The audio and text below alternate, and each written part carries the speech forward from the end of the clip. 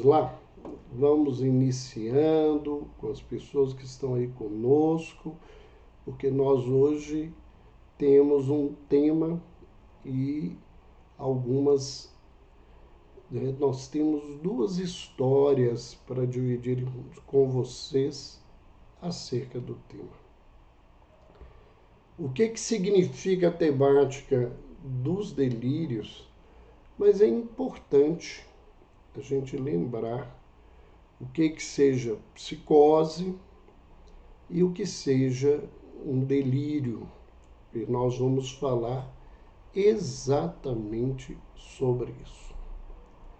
Então, a psicose é a perda do teste de realidade e prejuízo do funcionamento mental, apresentando delírios, alucinações, confusões e alterações da memória.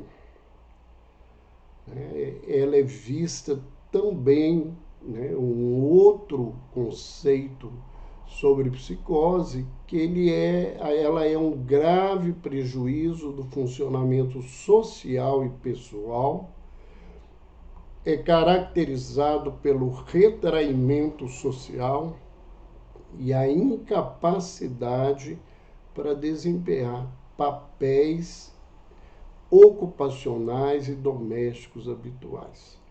Então, a primeira fala do prejuízo mental, a outra está voltada sobre a questão social.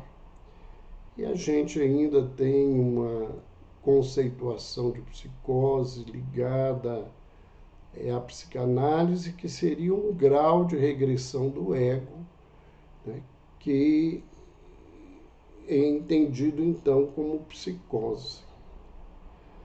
Dentro da abordagem médico-espírita, o professor e psiquiatra Dr. Jorge Andréa, ele nos dizia que as psicoses são os mais severos quadros de doenças mentais, com multiplicidade sintomática, quase sempre associadas em complicações psicológicas, de modo a traduzir graves e profundas lesões psíquicas. Então, nós vamos vendo que, dentro da visão espírita, nós temos que os quadros psicóticos são os mais graves processos de adoecimento no campo mental e que trazem diversas complicações no campo psíquico, no campo do relacionamento, e que traz profundas lesões para a vida da criatura, seja no campo mental, seja no campo do relacionamento. E o que é um delírio? Segundo o psiquiatra e filósofo alemão Karl Jasper, delírios ou um delírio é um juízo patologicamente falso da realidade.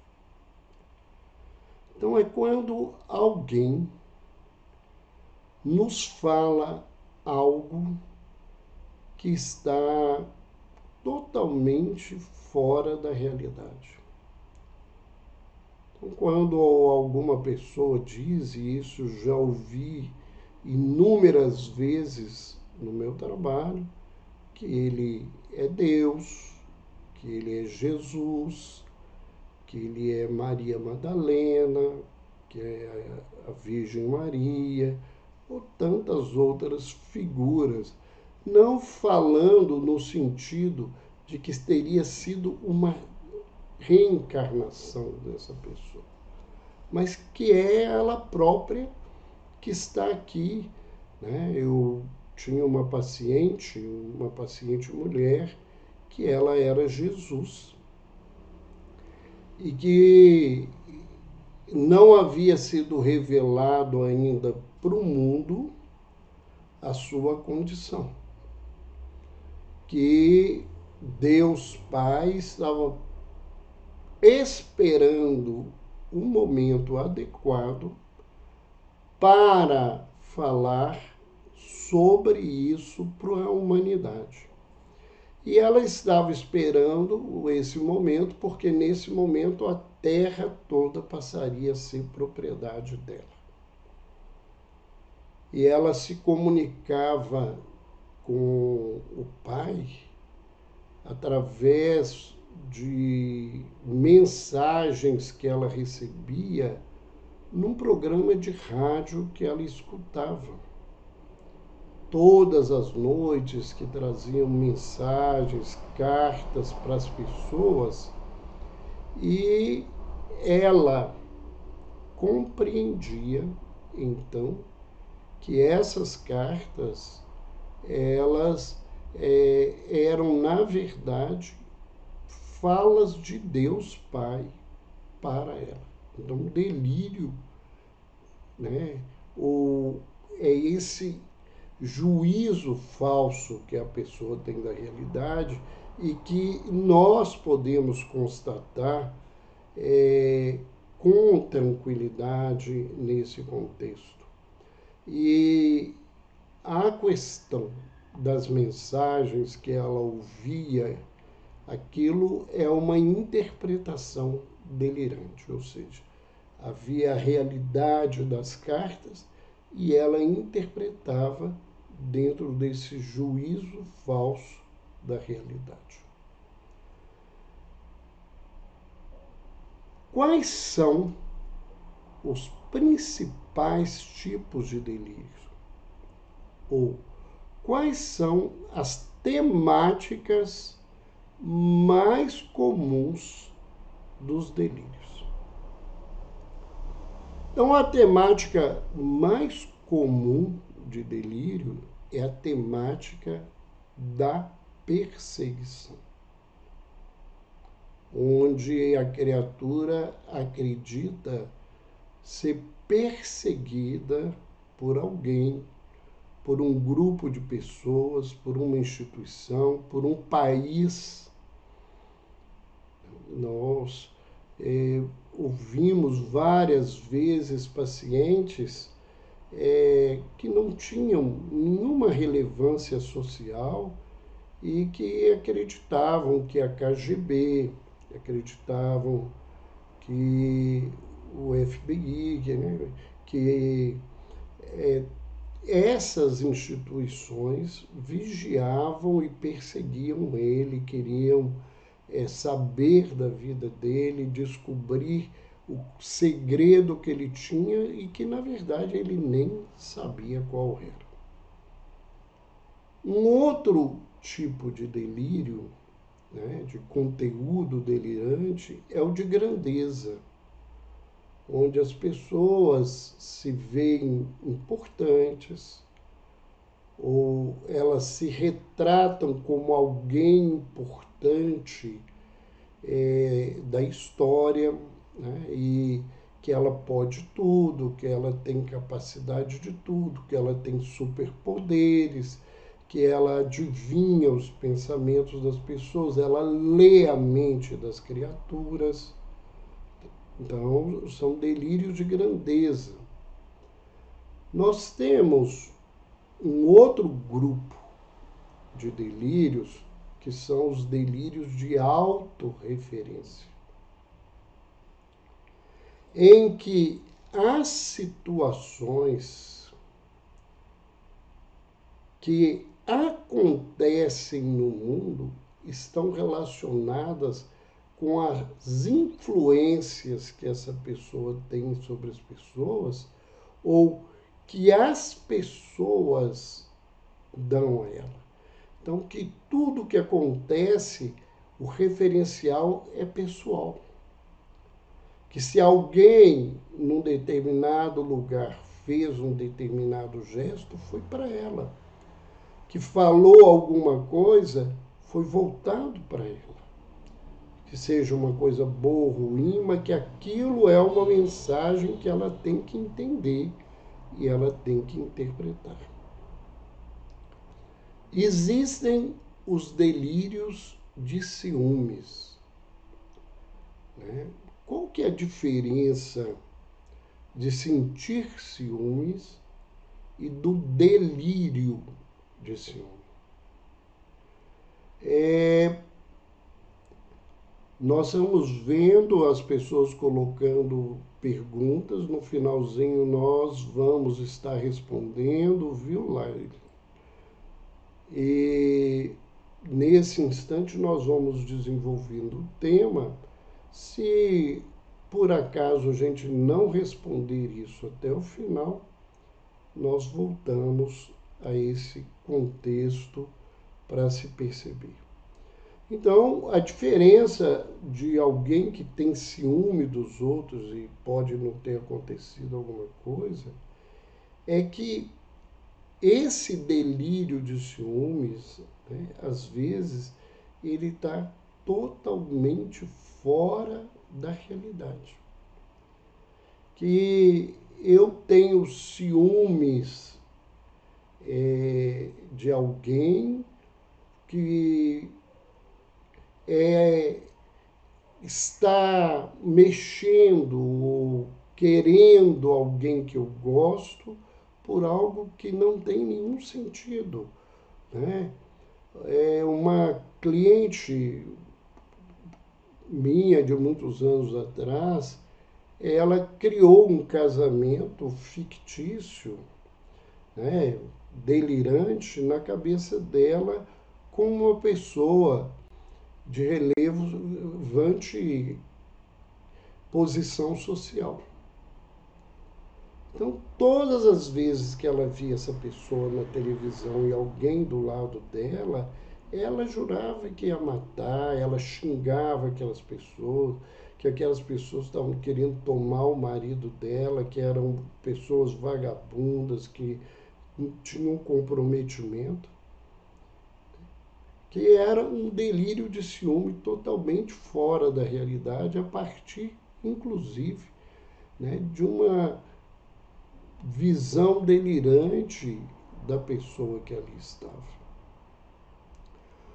Outro tipo de delírio é o delírio de controle ou influência, né?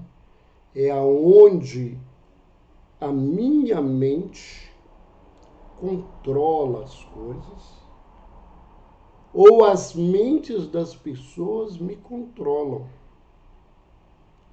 Aonde que eu sou influenciado por um espírito da lua que interfere na minha vida e não permite que eu vá em tal lugar, porque ele toma a minha cabeça. Ou que a Rússia e a Ucrânia colocaram chips na minha cabeça para me controlar, para que eu vá para a guerra e destrua A ou B para vencer a guerra. O que eu não posso, né, ser visto dentro do banheiro nu, porque as pessoas estão controlando a minha vida e elas têm aparelhos através de coisas que elas colocaram nos meus olhos, na minha cabeça, e que veem o que eu estou fazendo. Nós temos os delírios místicos, né, em que você é Deus, é Jesus, é Buda, é Maomé, é Francisco de Assis, e que você veio salvar o mundo, que você é a nova mensagem do Espírito Santo na vida.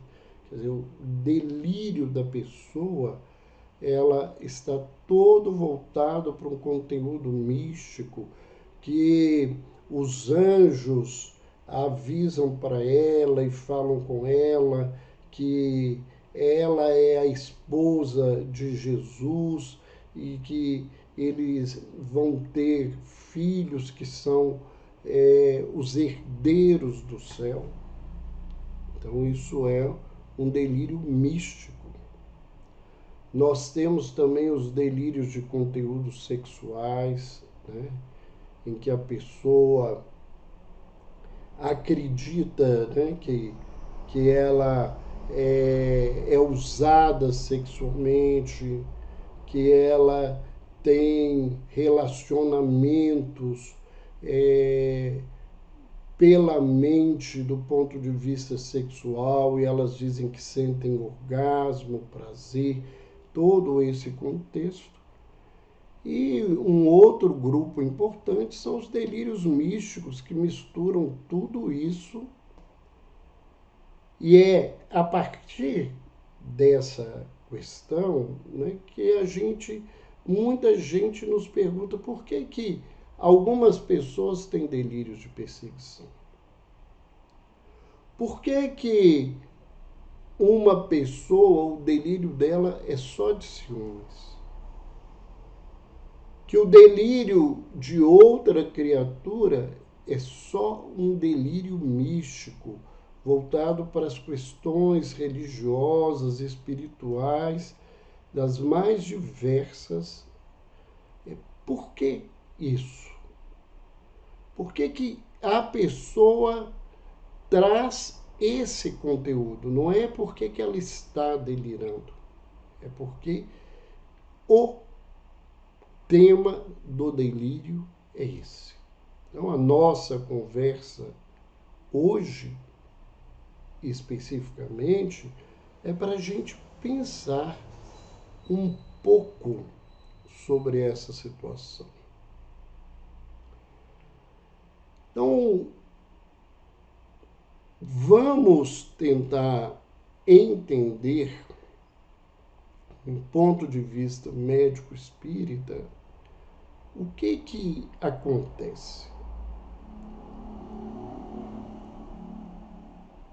O ser físico, o ser material, né?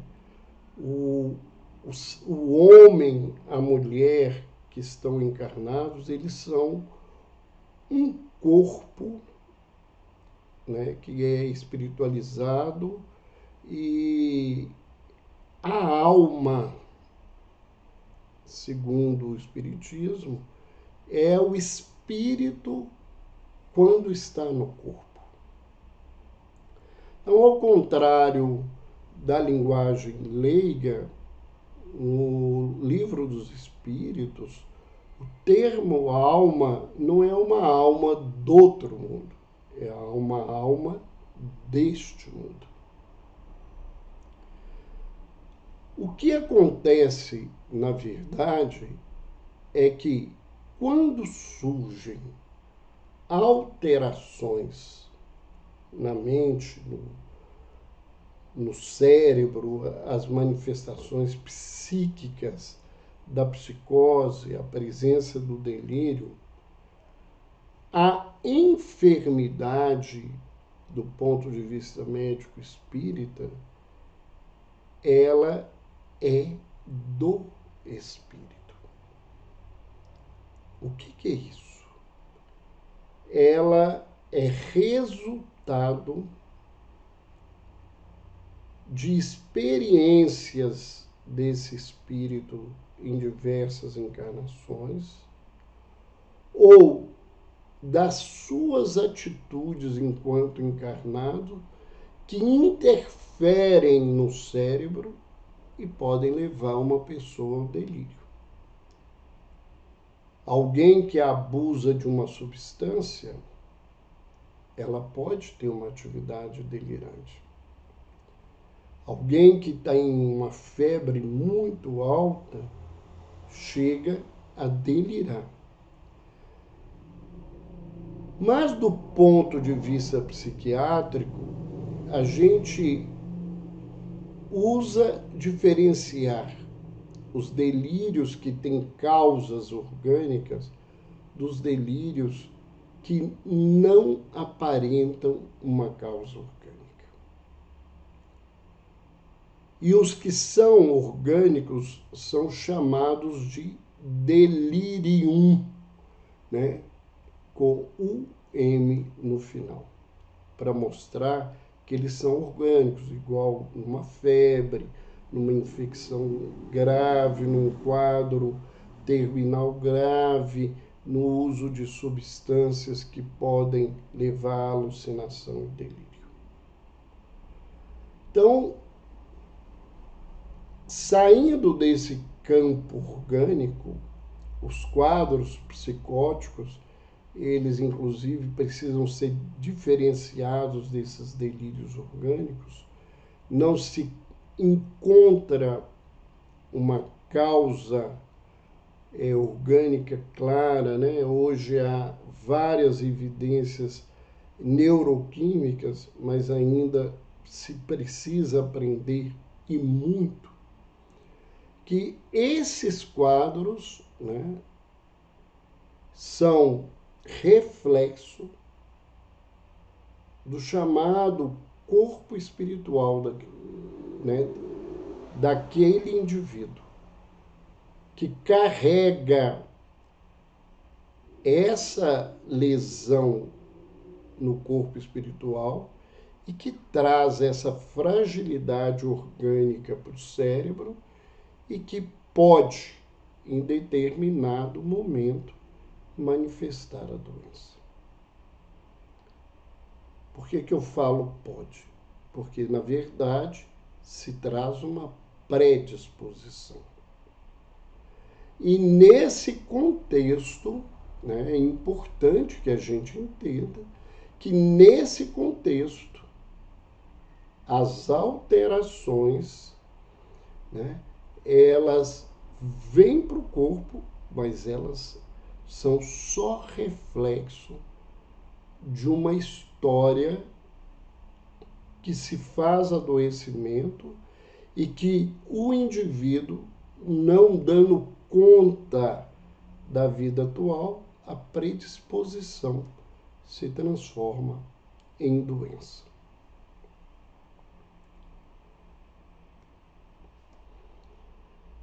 Vamos trazer aqui, antes de trazer as histórias, algumas colocações, e todas essas citações que eu estou trazendo, elas estão num livro onde nós somos coautores, né, coautor, e é de um capítulo que eu escrevi sobre psicose e vivências passadas, onde eu reuni informações tanto espirituais quanto de autores encarnados, sejam psiquiatras, psicólogos, espíritas, falando sobre essa relação entre a psicose e a história passada da vida da criatura.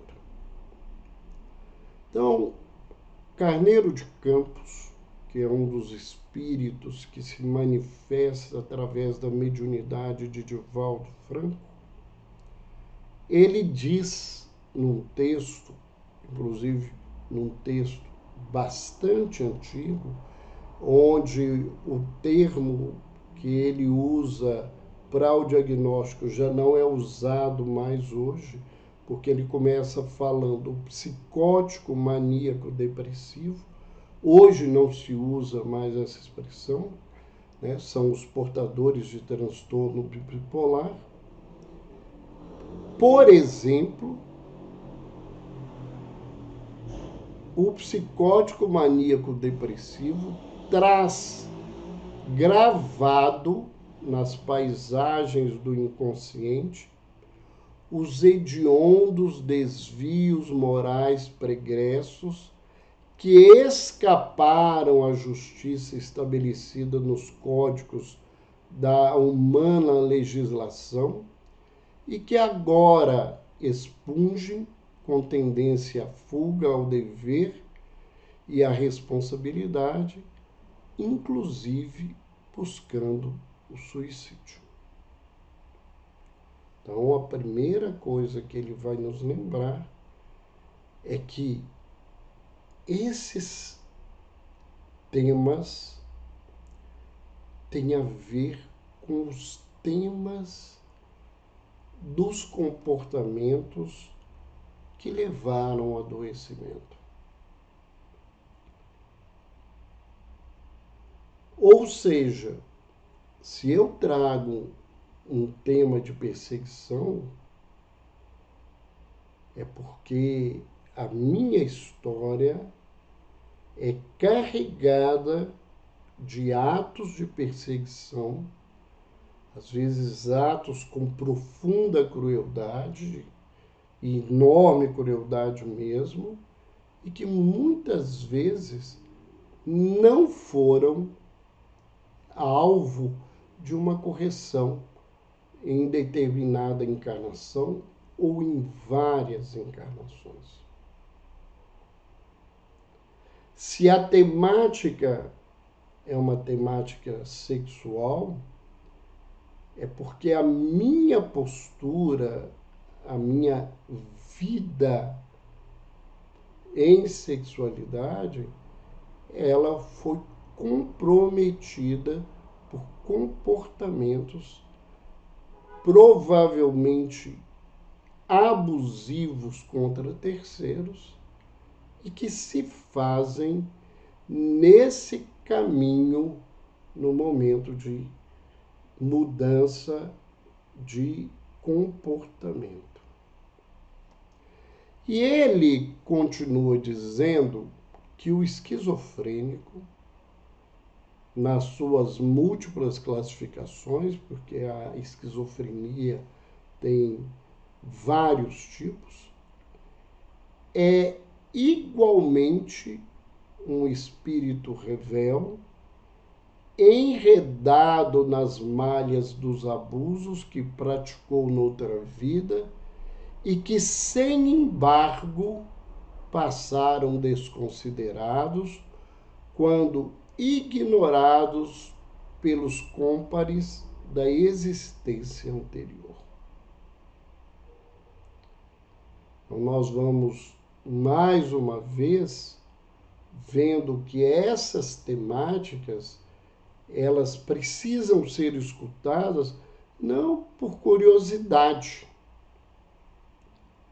mas porque essas temáticas vão nos falar da realidade daquele espírito.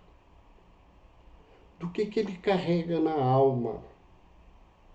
Do que eu posso trabalhar com ele a partir do que ele traz. Que aquilo não é simplesmente uma projeção fortuita. É uma projeção da história do indivíduo. Acontece que o processo reencarnatório, ele inibe a memória total, né, dessas vivências, e quando o indivíduo consegue quebrar essa barreira, é como se quebrasse um vidro, um espelho, e faltasse pedaços em que você vê partes que aparentemente são desconexas, mas que têm um nexo de ligação se você realmente prestar atenção e não ficar só no julgamento que isso está fora da realidade ou não está fora da realidade. Eu sempre digo que o delírio é a realidade da criatura. É aonde que ele ficou estacionado no seu caminho. É aonde que a sua culpa fez com que ele parasse. E nesse contexto, nessa situação, ele não consegue mudar a caminhada. Ainda é o espírito Carneiro de Campos, porque é um capítulo todo que ele fala sobre psicose. Ele diz, em todo problema de psicose, né, onde tem delírios, alucinações, a gente tem o gravame ou agravante da psicopatia, né?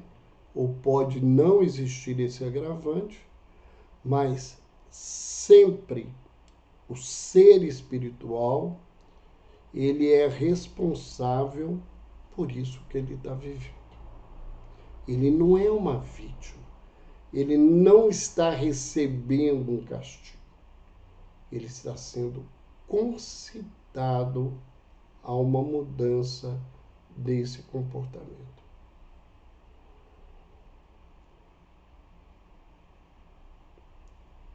E aí nós vamos trazer 2 casos para conversar com vocês. O primeiro caso está no capítulo do livro Histórias da Vida, chamado Mediunidade e Loucura,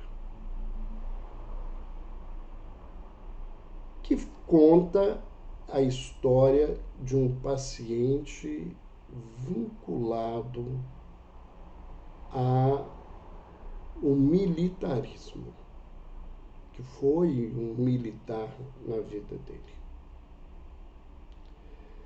E essa história, né, a gente acompanhando o relato do Carlos e a proposta que ele nos traz, ele fala e demonstra que às vezes essa vivência ela não precisa ser explicada por uma reencarnação. Ela pode ser entendida por comportamentos que a criatura teve nesta vida e que leva essa criatura, quando entra num processo psicótico, a retomar essa temática na caminhada dele. Ele conta, né, que esse espírito reencarna numa família muito humilde, ele cresce em meio às dificuldades, mas desde novo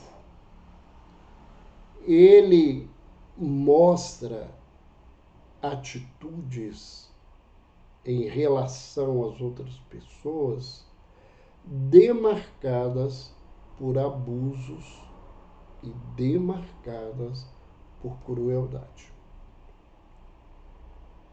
Então, ele era violento com as pessoas, ele se apresentava, né, com requinte, às vezes, nesse processo de violência com a família, com as mulheres.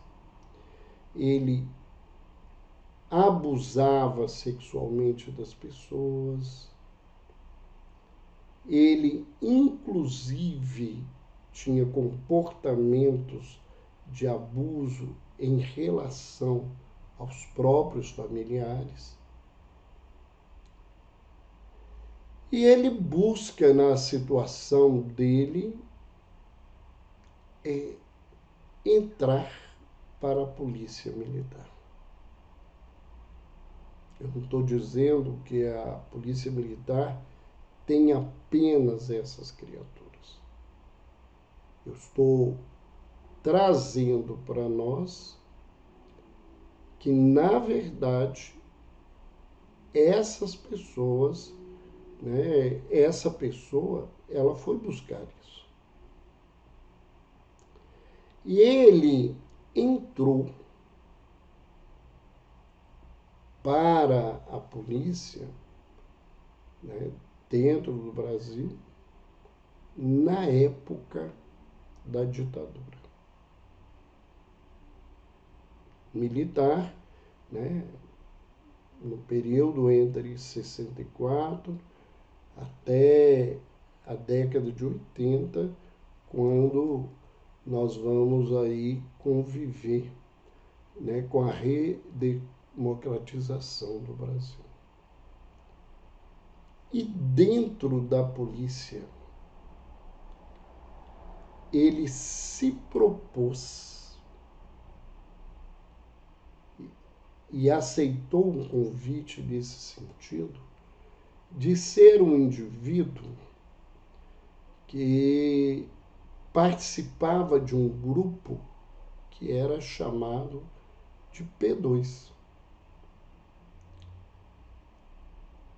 E essas pessoas, elas eram classificadas nesse lugar, mas o grupo de militares não tinha a clareza de que elas estavam ali vigiando as pessoas. E o papel delas era denunciar às autoridades os comportamentos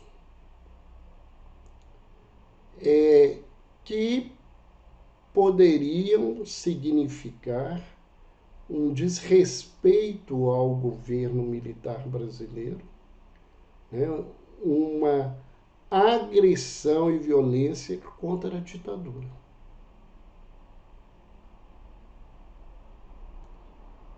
Só que ele não ficava só nesse lugar. Ele, quando não gostava de alguém, quando ele não ia com a cara de um colega, ou quando ele achava que aquele colega não merecia estar no lugar, ele construía uma história, ele fazia um ardil para que aquela pessoa fosse tida como subversiva e fosse presa, castigada. E algumas delas, certamente, esse castigo pode até ter chegado ao óbito dentro desse contexto. Nesse momento e nesse vivenciar, ele foi desenvolvendo um quadro de alcoolismo. E esse quadro de alcoolismo foi se agravando. Ele desenvolve uma psicose induzida pelo álcool. Esse quadro ainda se agrava mais porque ele não aceita tratamento, ele é extremamente violento, ele recusa a realidade da doença dele. E pela periculosidade a partir dos delírios que ele vai desenvolver, ele desenvolve basicamente 2 tipos de delírio. Um delírio de ciúme contra a esposa, contra as filhas, e ele agride e é violento contra elas. Ele desenvolve um delírio de perseguição, no qual, né, Carlos relata que dentro do hospital ele acreditava e ele dizia que pessoas dentro do hospital, fossem pacientes ou fossem profissionais ou fossem voluntários, eram pessoas que estavam ali perseguindo a ele, né? E esse caso especificamente, a história ela não tem determinados detalhes, e eu me permito a determinados detalhes, porque é um dos poucos casos que eu identifiquei, então eu conheci essa história. Ele dizia que essas pessoas estavam preparando o chá da meia-noite para ele.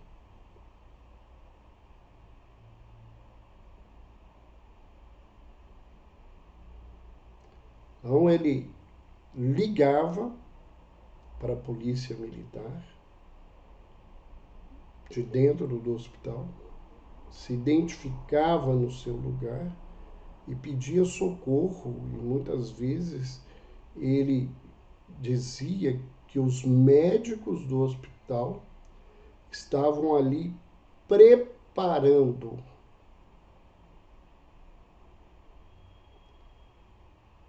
para que ele fosse morto injustamente.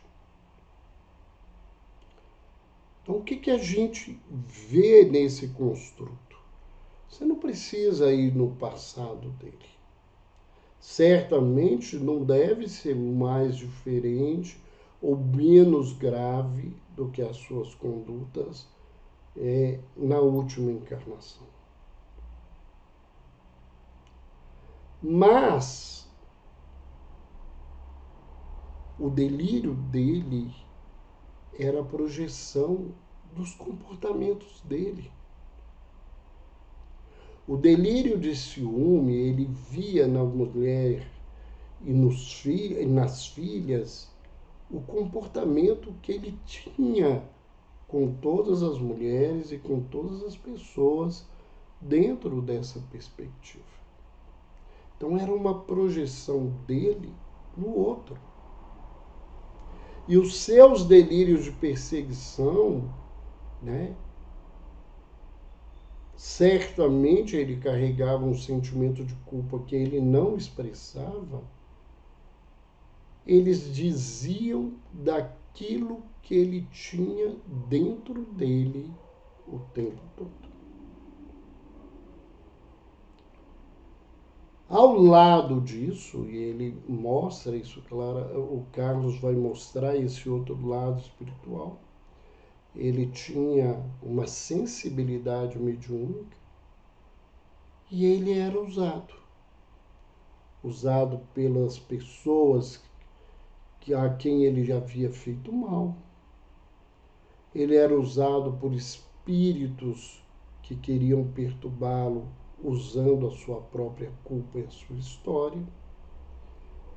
E nesse caso específico, não tem que desenvolver mediunidade. Não pode desenvolver mediunidade. Mas ela está aí presente. E ela era utilizada, né? E muitas vezes se conseguia melhorar quando ele abria-se para o tratamento espiritual, mas logo depois ele entrava nesse contexto. O abuso do álcool, né, estimulou o surgimento desse quadro psicótico, tipo esquizofreniforme mesmo, que foi tomando conta dele até o fim da vida. Então, nós vemos esse primeiro caso trazendo esse contexto.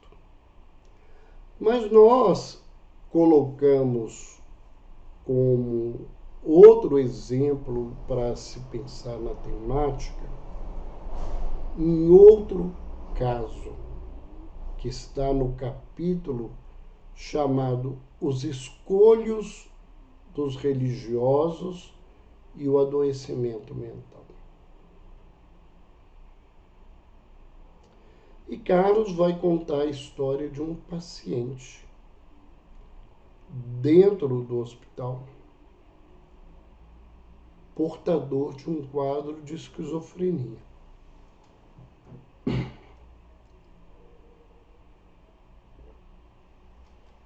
Uma situação bem grave, que começou muito cedo na vida dele, Os sintomas vão começar antes mesmo da puberdade e eles vão crescendo na vida dele. Mas Carlos vai nos contar um pouco da sua história pregressa. E nessa história pregressa, ele fala de uma encarnação desse espírito, aonde ele foi religioso. E que o objetivo dele, a partir de determinado momento, ao conseguir determinada posição dentro do sacerdócio, era ter poder sobre a comunidade para que ele tivesse o que ele quisesse, para que ele pudesse desfrutar de todos os prazeres da forma que ele queria, às vezes escondendo da população os graves comportamentos que ele tinha. E um dos argumentos, uma forma que ele passou a utilizar foi a seguinte: ele viveu num momento onde a ignorância ainda era muito grande das comunidades, a cultura, a instrução era praticamente ausente da maioria da população, e essas pessoas conviviam com históricos, né, com histórias, fantasias, e acreditavam nessas histórias e tinham muito temor, muito medo e faziam qualquer coisa para se protegerem, para terem certeza que seriam felizes após a morte, que teriam um lugar paradisíaco depois da morte. O que ele escolheu? Ele escolheu utilizar o demônio como um elemento para assustar essas pessoas.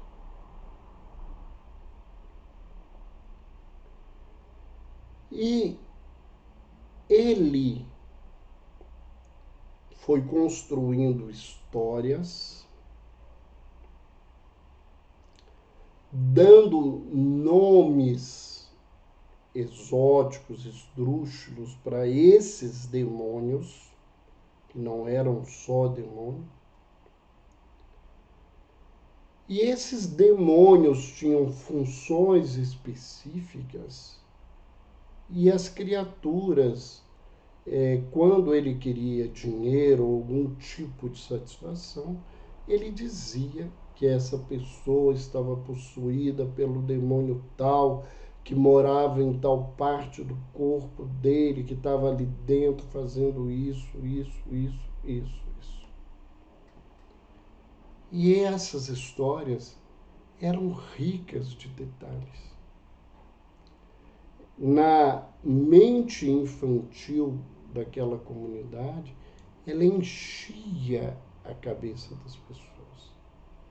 Elas ficavam apavoradas e elas davam o que tinham e às vezes buscavam dar até o que não tinham para ficarem livres desse demônio. E ele passou essa encarnação num abuso do lugar onde ele estava, num abuso de tudo que acontecia, no abuso das pessoas, das situações, vivendo de um poder, de uma condição que as outras pessoas não tinham.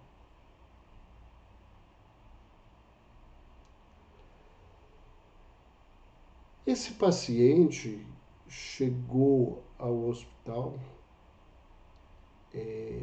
na adolescência, no momento que ainda não havia o Estatuto da Criança e do Adolescente, os adolescentes podiam ser internados num hospital de adulto, quando tinham direito a um convênio, uma situação familiar. E ele foi para o hospital porque ele estava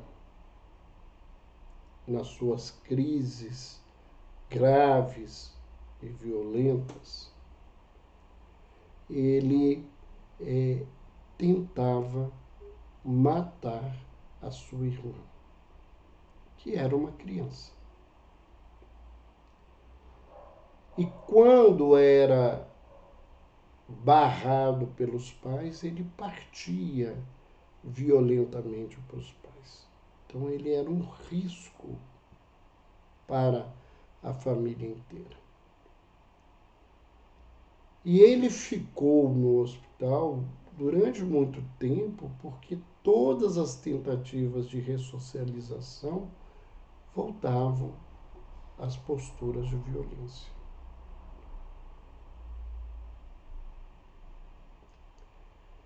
É muito interessante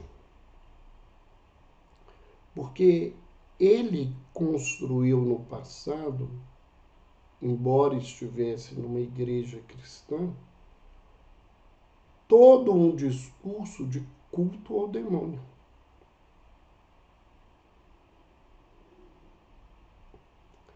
E ele se utiliza do demônio o tempo todo, muito mais ou quase exclusivamente do demônio, e se afasta de Deus. E ele não aceita determinadas coisas que aconteceram com ele, né? E num interregno aí entre uma vida e essa vida. E ele toma ódio de Deus. E mais do que isso, ele toma ódio de tudo que pudesse representar a divindade. Sentimentos bons, ele não aceitava expressar afetos positivos.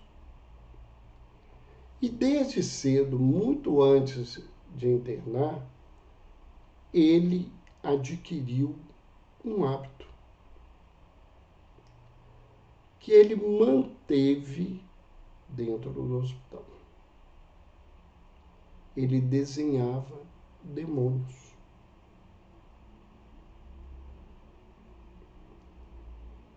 E esses demônios, eles tinham características especiais,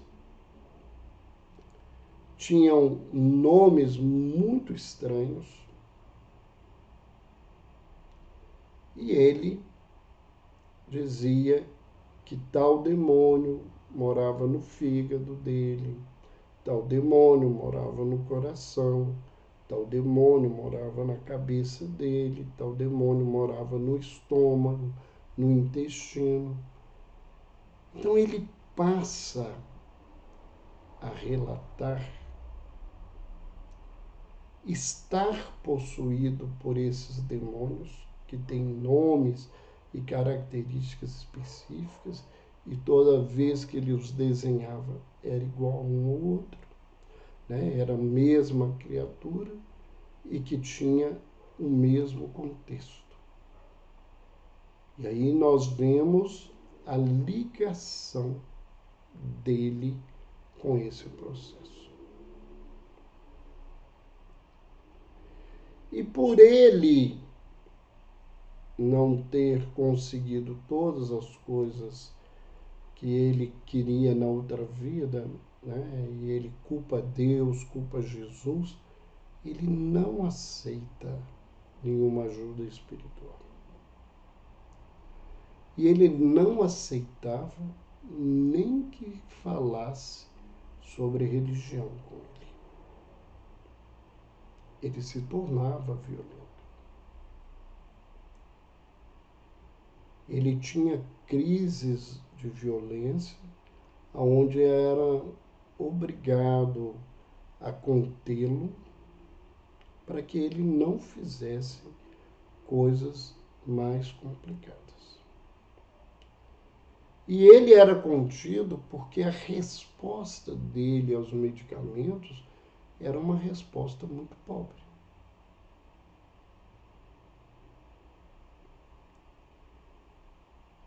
E ele, para não ter episódios de violência, ele precisava usar altas doses de medicação.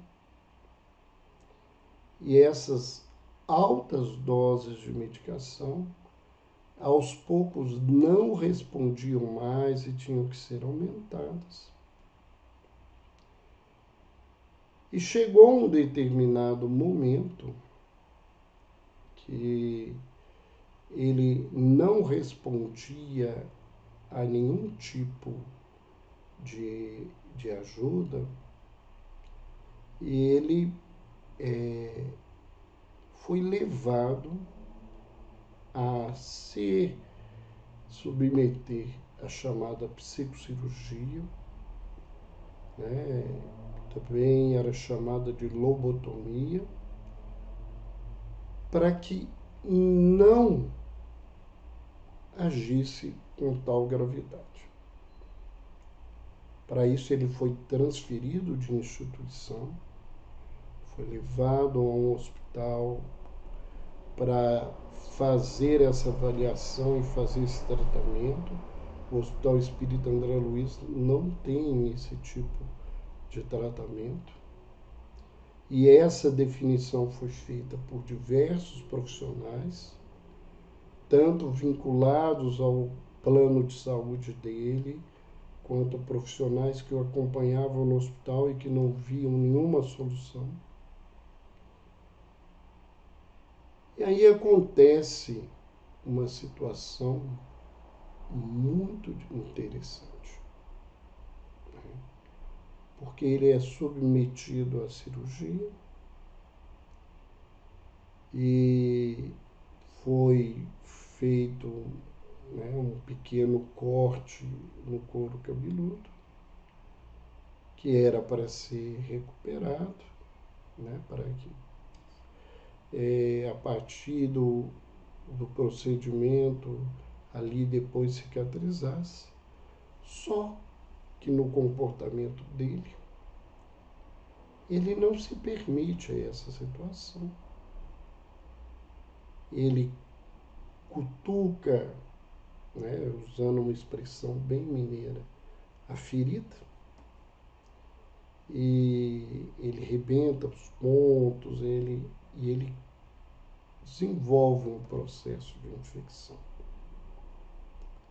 tomando doses altas de remédio e ainda tendo que tomar antibióticos.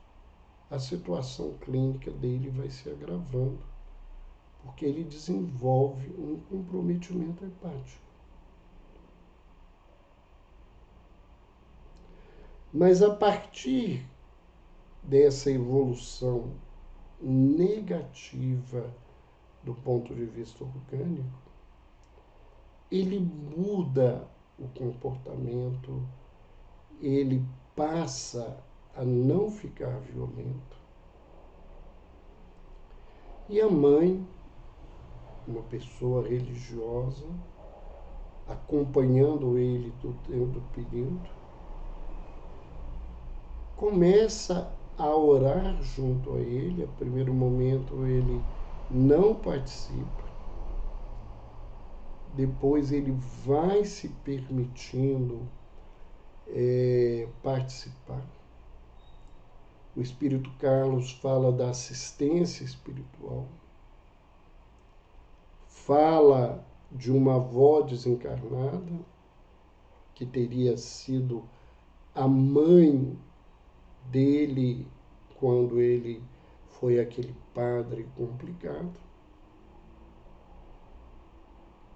e ela vai envolvendo ele, até que chega num momento em que as coisas estão muito difíceis, né? E que ele está dócil, aceitando as ideias, que ele relata, né? Ele conversa com a mãe dele, fala que ele é muito ruim, ele toma uma lucidez da sua história e ele diz: será que Deus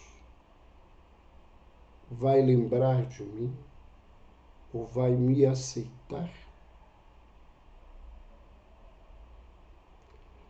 Será que Jesus vai me aceitar? Ele faz essas perguntas para a mãe. O Carlos relata esse contexto. E logo depois ele entra num processo de falência orgânica e desencarna. E aí Carlos relata uma cena muito bonita, que aquele espírito em sofrimento é recebido por aquela avó que teria sido mãe noutra vida e que ao recebê-lo no colo, ela diz: vem, meu filho, Jesus te aguarda. Então, nós vamos ver que a temática toda fala de uma história, mas também nos diz que os conhecimentos que ele recebeu do cristianismo não foram em vão. Que quando a dor foi muita, quando houve a oportunidade da mudança, aqueles valores que ele havia abandonado foram retomados. E mais do que isso, se ele não saiu, né, curado da esquizofrenia ali no corpo, né, que há um processo de continuidade de tratamento e acolhimento no mundo espiritual para tratá-lo, para que ele saia desse contexto de complicação e que ele possa encontrar o caminho da cura, que na verdade é um caminho de autocura. Vamos lá, né? Ver algumas pessoas. Nós temos uma pergunta aqui, nós vamos voltar, que a gente viu lá no início. Vamos tentar responder. A Laila Carolina, ela colocou: como é que é possível distinguir um processo mediúnico de um delírio ou até mesmo as alucinações?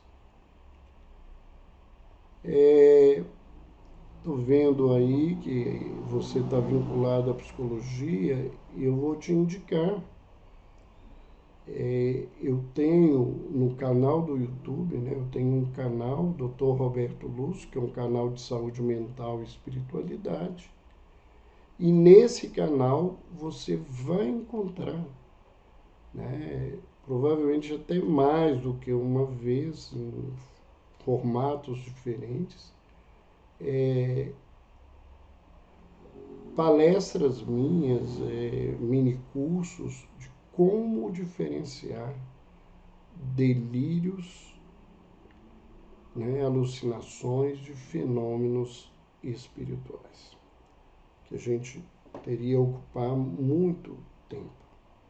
E a sua pergunta, ela hoje é uma preocupação da própria psiquiatria.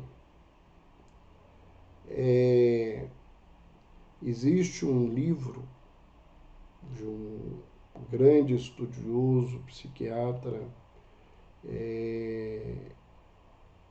do Brasil, da Unicamp, o professor Paulo Dalgalarrondo, o livro se chama Psicopatologia, Saúde Mental e Religião.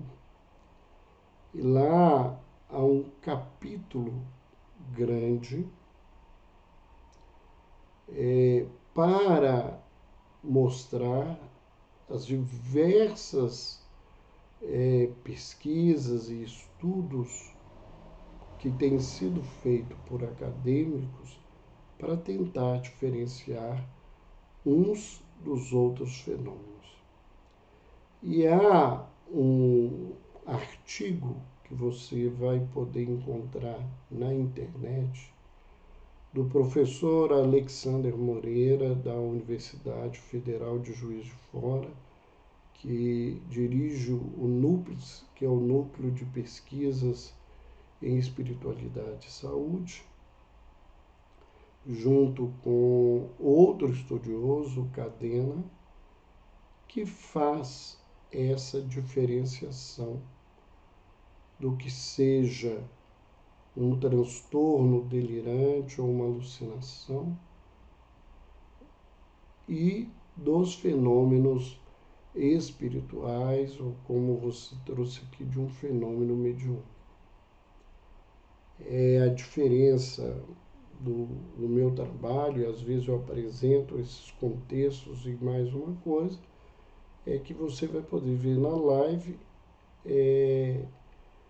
ou no mini curso, acho que é no mini curso que tem isso, é quando eu apresento a minha experiência pessoal nesses 40 anos para diferenciar uma coisa da outra. Então nós lembramos, quem tem interesse nesses temas, que nós temos várias lives. Quem não conhece o nosso canal do YouTube, procure, Dr. Roberto Lúcio, Saúde Mental e Espiritualidade. Lá você vai ter dezenas. Se inscreva, marque lá o sininho para as notificações, porque todas as semanas nós temos uma publicação nova. Essa semana mesmo a publicação é de uma palestra que eu fiz há pouco tempo, respondendo a uma dessas perguntas. Qual que é a diferença do tratamento quando realizado por um médico espírita, onde a gente fala aí da nossa prática, da nossa vivência, das posturas éticas que têm que serem respeitadas. Então, podem fazer lá, que todas as semanas nós temos uma novidade. E nós gostaríamos, de lembrar a todos vocês que nós temos as nossas lives todas as terças-feiras, mas excepcionalmente semana que vem eu não vou não vou estar fazendo a nossa live na terça-feira.